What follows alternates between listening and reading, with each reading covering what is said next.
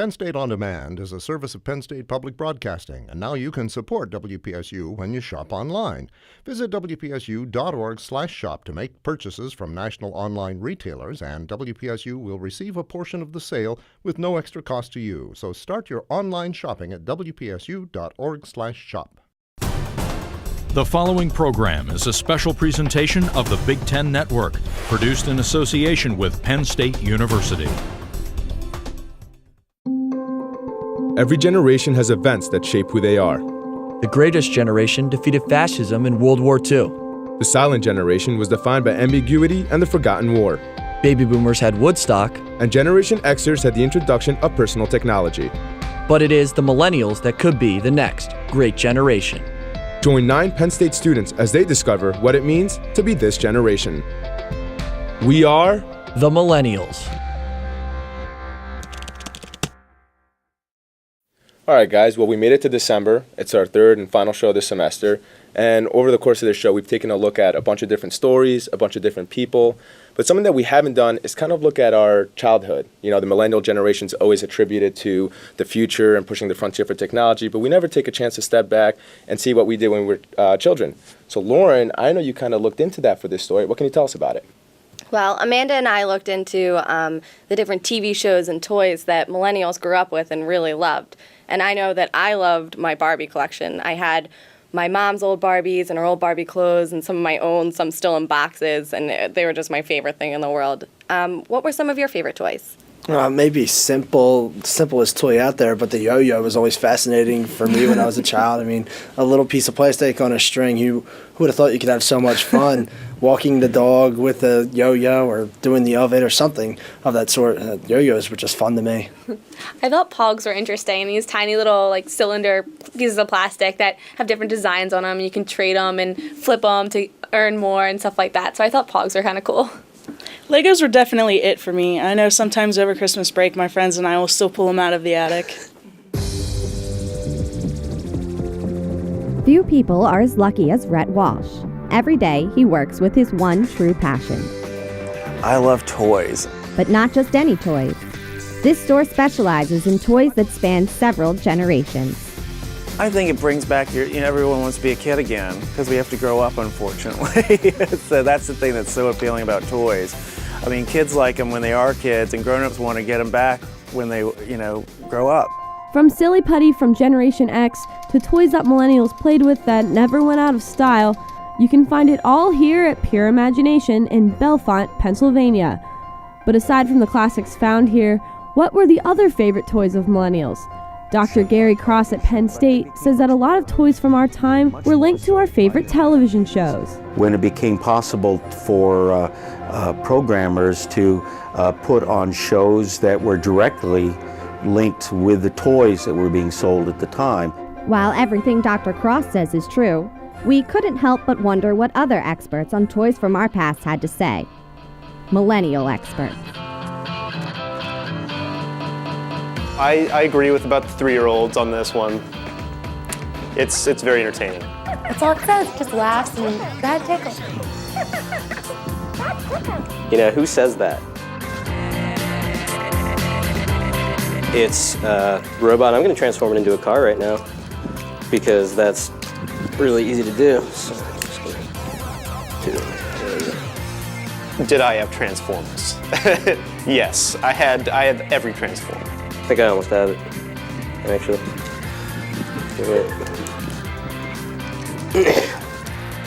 They made a lot of other toys like this too, but Transformers can't be Transformers. And it's a car.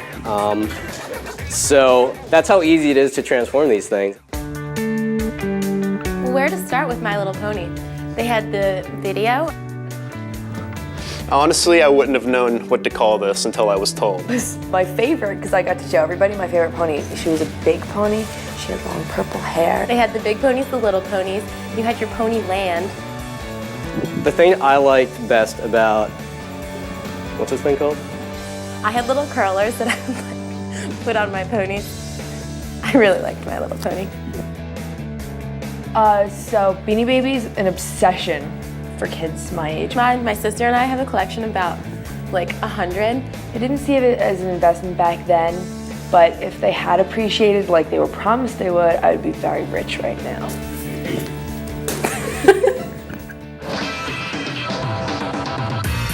I thought it was fun, but everybody had like these designer yo-yos. Some of them did light up though, and they were fun to play with. This one's pretty sweet. And you go like this, and then you do that. But Walsh says no matter how millennials feel about their toys, the one thing we all have in common is the past. Toys are like time capsules, you know. You kind of remember playing with it with a friend or in the room that you were with, so it kind of brings back memories. 3, 2, 1, go! We are playing CTF, Capture the Flag. It's a freeze tag variant. Freeze tags, when you get shot, they freeze, and then someone from your team has to stun you. Urban gaming, I think it's a phrase we made up, but it's essentially the Nerf gun games that we play. It's like games you would play as a kid, but instead of being like, yeah, we're playing backyard games, urban sounds cool and hip. I'm Colleen Schaefer, I'm an urban gamer, and I'm a millennial.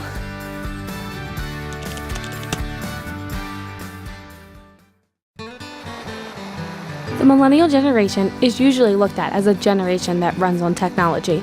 However, there are some millennials who take time away from cell phones and computers to enjoy the outdoors through hunting and fishing.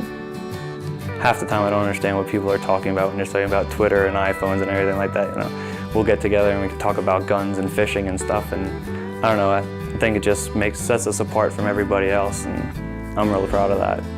One of the largest universities in the country, just 5 miles away, but out here you might hear the occasional plane fly over, but other than that, the stream is about all you can hear. Students at Penn State are provided with all sorts of opportunities, from enrolling in a fly fishing course to joining the club archery team or making use of local hunting grounds. The university has some good hunting grounds close to campus, and they do actually have a lot of property, so it is definitely beneficial and gives everyone an opportunity to be able to go out and enjoy the outdoors so close to campus. The Penn State archery team provides its members, many of whom bow hunt, with the ability to meet fellow hunters, as well as practice to stay accurate. They know finding the time to hunt around a busy college schedule, well, that's difficult. You can go in the winter time for like a week or two with archery, so I try to do that. I try to go during Thanksgiving break, but I know once I get out of school I'll be able to hunt. Even with the time constraints, many outdoorsmen are still able to find time for multiple activities. I really don't have a favorite type of hunting. I enjoy different kinds of hunting for various reasons. Bow hunting I like, it's a serious challenge. Regular deer hunting with a rifle or a gun I really enjoy also because it's more that camaraderie. I have more time to spend with friends doing deer drives and other things. Some outdoorsmen choose to step outside of the woods and into the streams. I would say Centre County's probably one of the top areas east of the Mississippi for fly fishing. With the accessibility of many fine streams and rivers and plenty of cold water that support a lot of trout. The outdoorsmen we talked to each cited one person from the previous generation for getting them interested into hunting and fishing. Well, my dad would take me out fishing, and it basically gave me a little fishing rod, and I'd put a little piece of bread on a hook and fish little ponds around the house. My dad, when I was 10 years old, he bought me my first bow for Christmas, and I started off hunting. I was sitting in a tree stand with my dad, and he fell asleep. 2 deer came out, and I shoved him, woke him up. He whistled for me, stopped him, and then I shot, and we found the deer, and it was great. It was a doe. It wasn't anything special, but it was special in its own right. It was a great memory that I have with my father, and being in the outdoors was really something that sparked my passion for the outdoors and hunting. These fathers haven't just sparked their interest in the outdoors, but they've continued to pass on their techniques. A member of Delta Theta Sigma, a fraternity with a big hunting culture, talks about how his father helped the fraternity. My dad used to come up, because we have our own little butcher shop at home, he'd come up with stuffers and grinders and everything like that after deer season to process all the meat. And if these millennials have it their way, the next generation is bound to have a few outdoorsmen as well. if I have children in the future, I'll definitely, as soon as they're old enough to hold a rod and can cast it, I'll be taking them out fishing.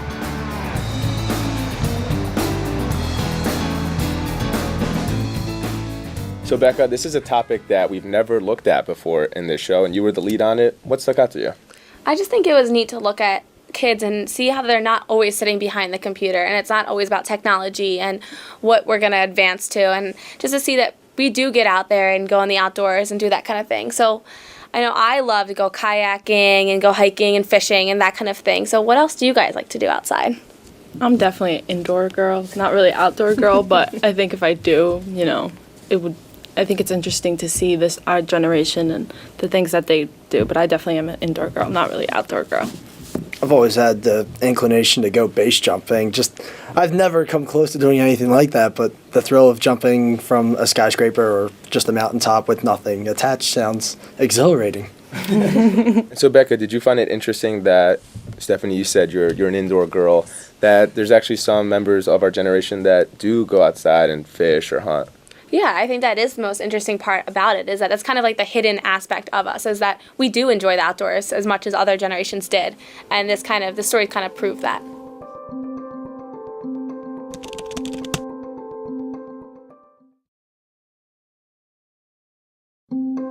All right, well, so far we've looked at the trends in our generation from when we were younger. We looked at the outdoor life with hunting and fishing. But we're going to switch gears and get into a more serious topic. Now, Stephanie and Brittany, I know you looked at our next story. What can you tell us about it?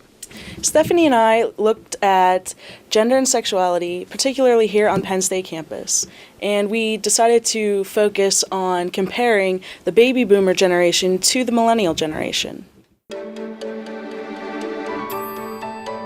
For the millennial generation, change is something that is expected. From technology to the importance of socializing to sexuality, we are proving our differences from the boomer generation. In the 60s, it was the Stonewall riots that led to gay rights movements. Today, events like the assault and eventual death of Matthew Shepard continue to raise awareness. LGBTA Student Resource Center Director Allison Sabasic, a boomer, has seen many of these changes firsthand. There weren't really that many people for me to go and talk to. There were, we knew maybe some people on campus we could talk to. You might be able to find a counselor or somebody, but there was not a resource center.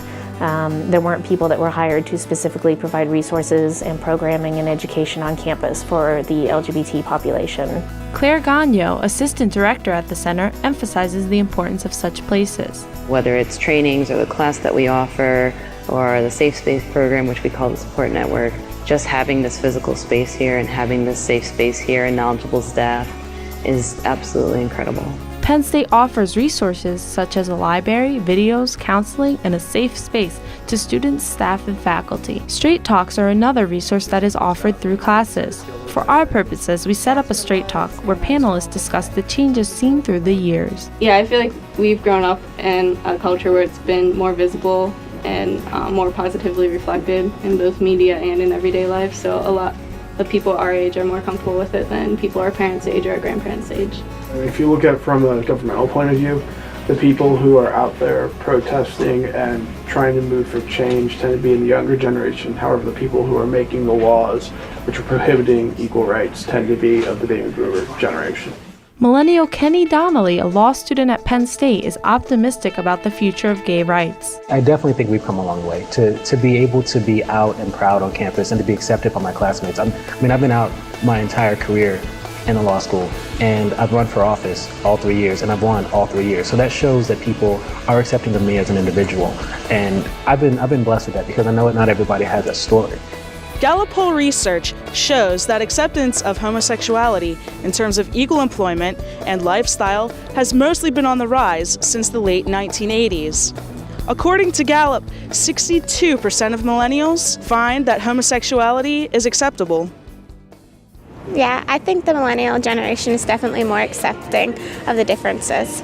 You see it every day in the media. I mean, a lot more movies are doing pro-gay. I was just watching a movie, I'm not pronouncing Chuck and Larry. It should be acceptable because we should be open to other people's views, and I definitely agree with that. That's just a personal thing, and if that's how someone is, then it's important that everybody accepts that. I think we're becoming more accepting, and new laws, new thoughts, new ideas, new technology. For the most part, one message is clear from millennials. I do think that each additional generation will bring something new to the table. We've come a long way, but we have a long way to go.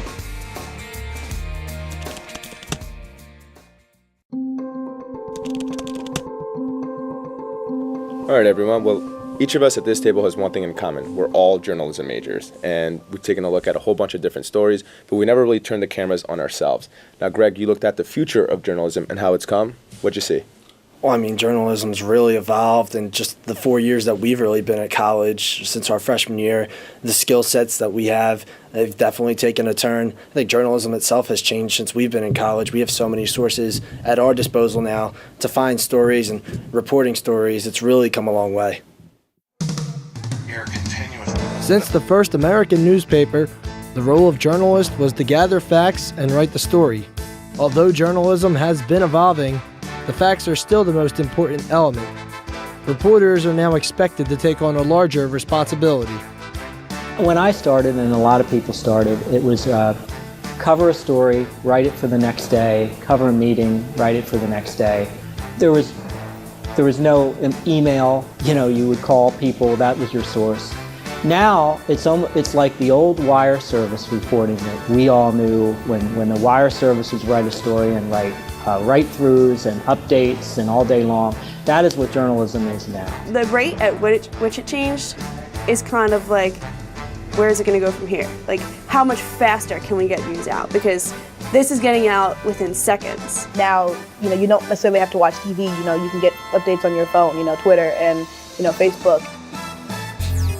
What's happening in our newsrooms now is that longtime journalists are having to learn new skills at the same time as doing all their jobs. Young journalists, who are going to be the future in our business, can have all the skills when they start, and then when new things come up, the new kind of Twitter and the new kind of Facebook or the new mobile platform, you're going to be ready to jump right in. I definitely think I can work in any industry now because I could work in radio, I could work in TV. I've learned editing, I've learned how to write, I've learned how to record my voice. It's all crucial to being a journalist and either being on the radio or being on TV, but it's stuff that can also be used in other professions. From her album, Southern Exposure, we have the song What the World Needs Now. Even though I am a sophomore, I know that I have 2 more years to go. So it's just kind of growing from where I am now, I can do so much more, and I think that if I get more involved and more passionate about it, and I haven't even taken core classes yet. So I mean, as soon as I get into that, I just really gonna feel like I'll get able to hone my skills and just really get into it. Just love what I do. It's very, very important when you go to an employer to have clips, to have videos to show, to have photos to show, and you must not just write papers for a class or stories that never get published. I would suggest any student be able to try to get web writing, publishing, all kinds of things with your work, and try to get involved while you're in school to build that portfolio that you can show an employer, I have all these skills. So I knew right out of college I had a J.O.B. I think any position, no matter who you are, what background you come from, you have to prove that you're worthy of it. You have to prove that you can do the job. And I think just kind of being a minority, and especially being a female on top of that in a very male-dominated industry, that it's just kind of you have to prove that, I can play with the big dogs. Just because I'm a female doesn't mean that I have to be, shy and timid. I can go get the story the same way a man can. Today's journalist needs to have the skills in their arsenal to be able to use any of these tools, including pen and paper, to be able to go out and take down notes in the field. You need to have a digital camera to be able to enhance a story and add pictures to a story for website or any type of newspaper. And also plenty of tape footage to go along with the video camera to be able to shoot everything. And these are just all of the skills that any journalist needs to have today if they want to be successful after graduating from college. I always wanted to be a reporter when I was younger. I was the weird kid who always wanted to watch the news. And my parents always said, "Oh, we'll see you on TV someday." If I was, one of the hosts on Good Morning America, that would be it. Well, we're all working in the journalism field and we'll be graduating in December or May. So are you guys prepared for the way that journalism has changed? I think one of the great things about being here at Penn State is we've all been able to work in the field, whether it's through internships or, different summer jobs, and get some hands-on experience. Absolutely. I recently enlisted in the U.S. Army as a journalist, and I know my job training that I'll receive for that focuses on every aspect of journalism: writing, producing, editing, shooting video, everything.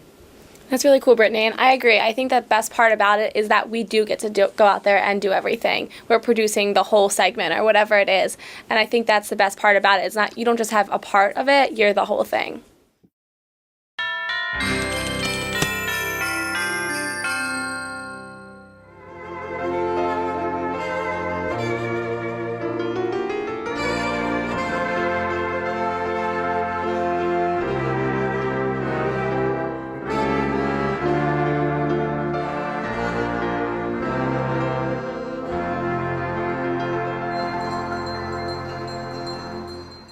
My New Year's resolution is to grow 2 inches.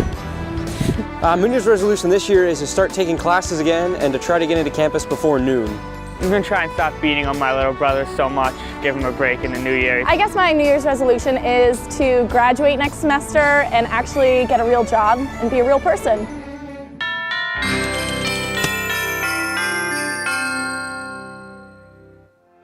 From all of us here, we are the Millennials. We'd like to wish you happy holidays and a Happy New Year! Cheese!